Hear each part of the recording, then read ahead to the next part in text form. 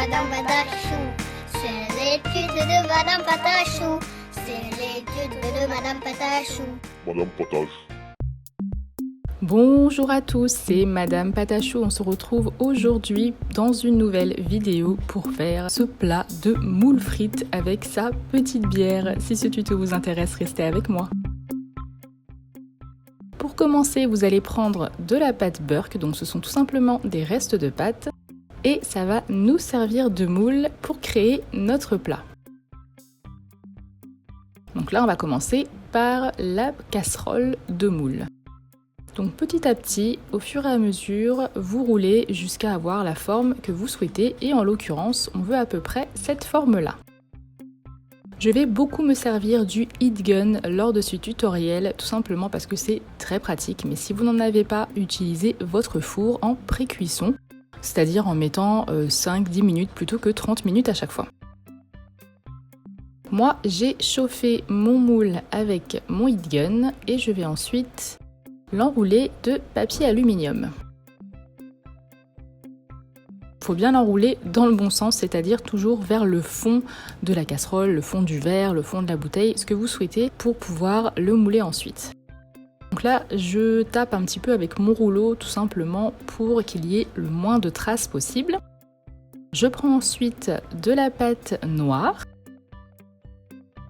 Je l'étale uniformément et je vais la disposer sur mon moule. On coupe ensuite l'excédent. On fait attention aux traces de doigts, etc. On lisse le tout. De toute manière, on a, vous voyez, une petite poignée en aluminium qu'on s'est créée exprès pour ça. Ensuite, j'étale de la pâte. Je coupe une longue ligne que je viens disposer sur tout le bord de ma casserole. Donc on vient la coller autant qu'on peut et ensuite on vient pincer la pâte pour l'élargir un petit peu.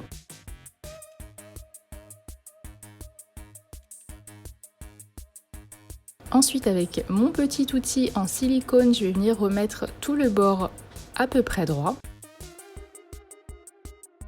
Et voilà où on en est. Je fais encore un petit boudin que je viens étaler et je vais faire les anses de la petite cassolette. Enfin, de la cassolette, de la casserole plutôt, parce que c'est pas si petit. Donc on vient couper deux lignes qu'on place comme ceci, on coupe l'excédent et on vient l'accrocher à l'opposé de l'autre. Faites bien attention qu'elle soit à peu près en face, ce sera quand même plus logique que s'il y en a une qui est vraiment de travers.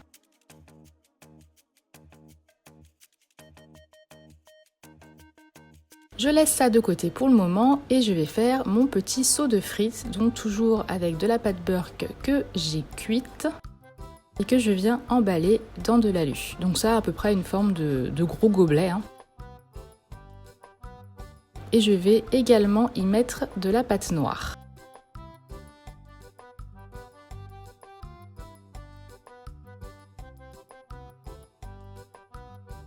On coupe encore une fois tout l'excédent.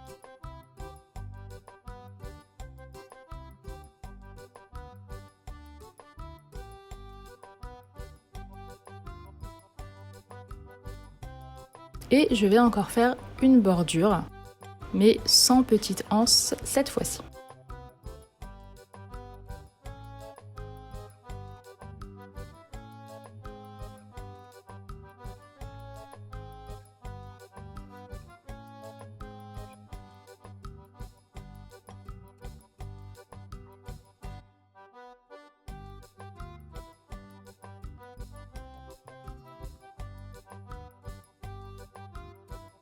Et voilà, pour ça, je mets ensuite ma casserole et mon petit seau à frites dans le four. Ensuite, il va falloir enlever, donc voilà, moi comme ceci, petit à petit, je viens soulever le moule de l'intérieur et normalement ça doit sortir tout seul. Puis on enlève le papier d'alu, un petit coup de papier à poncer ou de lime à ongles pour enlever les aspérités. Ensuite, je vais faire le pré-moule pour mes coquilles de moule. Donc je viens faire une goutte qui est assez bombée. que je vais également passer au four ou au hot gun pour qu'elle durcisse. Et je vais ensuite prendre ma pâte Siligum qui se présente en 2 pâtes bleues et blanches. Vous êtes obligé de mélanger les deux, sinon la pâte ne séchera jamais. J'en fais une petite boule et je viens mettre mon pré-moule comme ceci dans ma pâte. Une fois qu'elle est prise, on enlève notre pré-moule qui ne nous sert plus à rien, sauf si on veut faire plusieurs moules pour aller plus vite, bien évidemment. Je prends de la pâte noire qui est déjà étalée et délicatement, je vais venir prendre la forme à l'intérieur.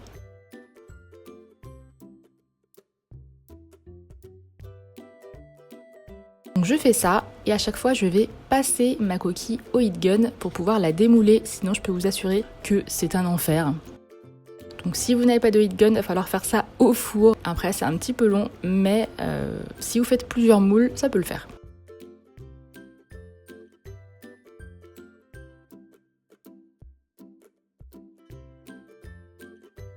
Je la démoule et puis je viens la poncer pour enlever les aspérités. Et voilà par exemple 2 petites coquilles qui peuvent me faire une moule. Donc j'ai fait un deuxième moule parce que ça n'allait pas assez vite à mon goût. Comme c'est petit, vous pouvez en faire vraiment plusieurs si vous n'avez pas de pistolet chauffant comme moi et que vous avez un four, sinon vous en aurez pour une éternité. Et au four à peu près 5 minutes, je pense que ça suffit au niveau de la cuisson, sachant que c'est un tout petit élément. Je prends ensuite de la pâte blanche, ocre et jaune, j'y ajoute un tout petit peu de orange. Je fais un boudin et je vais couper des petits morceaux pour faire les moules à l'intérieur de leur coquille. Un petit peu de fimo liquide pour les coller dedans et puis je viens les texturer un peu avec mon dotting tool pour faire une forme un petit peu aléatoire comme ça et je viens les coller dedans. Je prends du pastel sec marron que je mélange avec de l'eau et je viens légèrement colorer comme ceci la toute petite moule. Ensuite, il va falloir coller les 2 coquilles ensemble, donc c'est délicat parce que c'est très petit.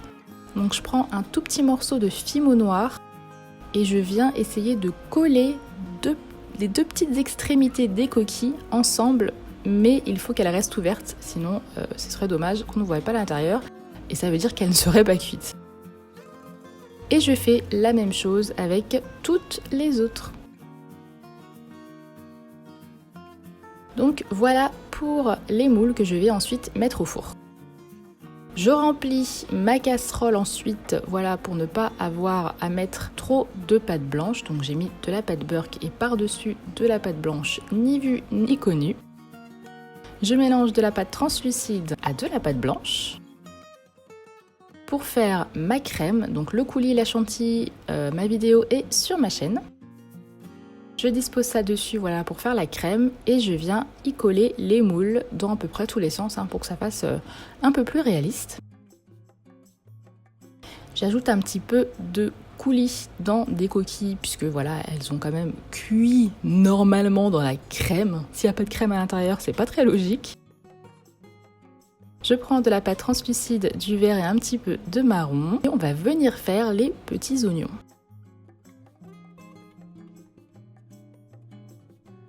Donc je fais un boudin que je coupe et je fais des trous à l'intérieur.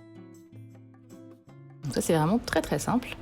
Un petit peu de fimo liquide ou de crème que vous avez fait avant et je viens coller mes oignons.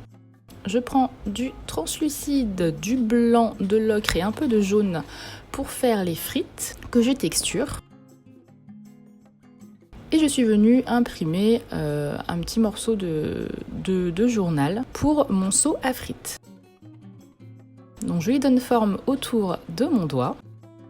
Je vérifie que ça passe dedans et je mets un petit peu de fimo liquide, comme ça va repasser au four. Encore de la fimo liquide à l'intérieur et j'y colle les frites. Donc la fimo liquide, c'est pas de la colle qui sèche à l'air. La fimo liquide, c'est tout simplement de la fimo liquide qui prend au four, donc à la cuisson.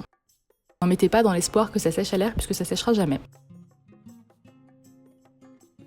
Ensuite, je vais faire le moule pour la bière. Alors sachez que j'avais une toute autre technique pour la bière, seulement je n'ai pas reçu les produits. Donc j'ai dû me rabattre sur cette technique qui est pas mal, mais pour moi qui n'est pas au top. Donc j'ai fait mon moule comme ceci de verre que je suis venue cuire. Voilà. Pour pouvoir le mouler ensuite avec la pâte siligone. Donc j'ai tout moulé exprès pour pouvoir le couper en deux. Seulement comme le pied est très très fin, voilà, j'ai pas réussi à l'avoir au milieu. Du coup j'ai eu vraiment qu'un morceau et je ne pouvais pas mouler les deux et les coller ensemble. Ça n'aurait pas fait une forme arrondie, enfin ça aurait fait une forme bizarre, je sais pas si vous voyez ce que je veux dire. Donc du coup je n'ai fait qu'un demi-verre. Donc pour le pied, je viens mettre de la fimo liquide et je cuis au fur et à mesure les couches petit à petit pour vraiment que ça prenne. Donc pareil, ça va vous mettre un petit peu de temps si vous le faites au four, mettez-le 5 minutes à chaque fois. Je mélange ensuite ces couleurs de pastel à de la fimo liquide pour faire la bière et pareil, je cuis, je mets une petite couche, je cuis, je mets une petite couche, je cuis, je mets une petite couche, je cuis, tout simplement pour que les couleurs ne se mélangent pas. Je démoule ensuite et voilà ce que ça me donne. Donc c'est pas trop mal, ma foi, j'ai la couleur de la bière, etc. Mais malheureusement, j'ai pas vraiment ce côté translucide que je souhaitais pour le verre. Je me crée une petite planche en balsa pour coller le tout et une serviette avec un quadrillage. Alors normalement, ce sont plein de petits carrés collés.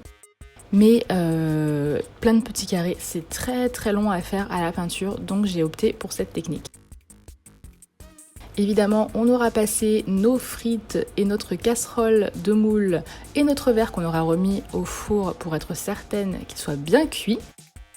Et ensuite, on passe au détail, c'est-à-dire la peinture avec de la peinture marron pour donner un petit peu de texture aux coquilles des moules. Je peins mon seau à frites en argenté avec de la poudre argentée et du vernis. Et je viens faire les détails sur mon verre de bière. Donc je suis allée un petit peu vite à la fin. N'hésitez pas à revenir en arrière, mais c'était pour que la vidéo ne dure pas 1 million d'années. Je pense que vous comprendrez. Une fois que j'ai tout terminé, je viens créer ma petite scénette, comme je le souhaite, et coller tous mes éléments. Et ensuite, cette vidéo est terminée. J'espère vraiment qu'elle vous a plu. Je vous laisse maintenant avec vos photos et je remercie Léondre Bruxelles pour ce partenariat qui était vraiment super cool. Je vous dis à la prochaine pour une nouvelle vidéo. Bisous!